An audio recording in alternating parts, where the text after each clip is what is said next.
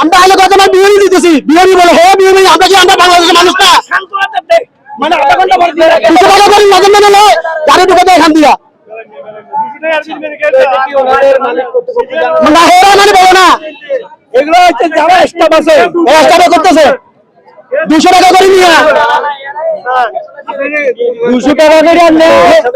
আমি সকাল রাতে 4টা বানে গেছি, 4টা বানেতে একটা বানে মানে লাইন দিছি মানে 4টা থেকে 4টা থেকে নজল করে গেছে কত 10 বন্ধ যখন গেছে আমরা চলে আসছি ইয়ে করে দেখিতেছে প্রাইভেটে গ্যাস দিতেছে, প্রাইভেট গ্যাস প্রাইভেটে গ্যাস দিতেছেন কেন দিতেছে? প্রাইভেটে গ্যাস কত প্রাইভেট থাকবে?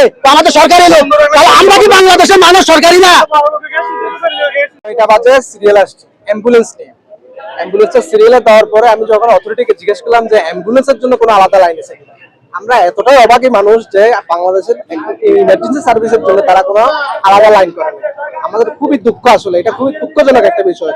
2026 সালে এসে ডিজিটাল বাংলাদেশে আমরা গ্যাস আনতে এখন পর্যন্ত অ্যাম্বুলেন্সের জন্য একটা আলাদা সিরিয়াল আমাদের মধ্যে দুর্ভাগা যাতে আর হইতে পারে না।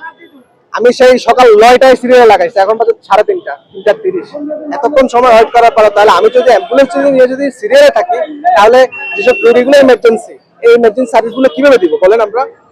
আর এখানে ধরেন তেলের দাম আর গ্যাসের দামের মধ্যে কিন্তু অনেকটা হেরফের, 145 টাকা করে অক্টেন আর সিএনজি হচ্ছে 43 টাকা করে। তাহলে আমি আগে যে সার্ভিসটা 1000 টাকা দিয়ে দিতাম সেটা যদি আমি এখন পেট্রোলে কনভার্ট করি আমার সেটা 1500 থেকে 2000 টাকা দিচ্ছে, কিন্তু পার্টি তো আমাকে সেটা দিতে রাজি না। তাহলে আমরা যদি সার্ভিসটা অফ করে দিই তাহলে সরকার আমাদেরকে বলে দেয় যে সব ধরনের সেবা বন্ধ, আমরা তাহলে আর কোনো সেবা দিব না।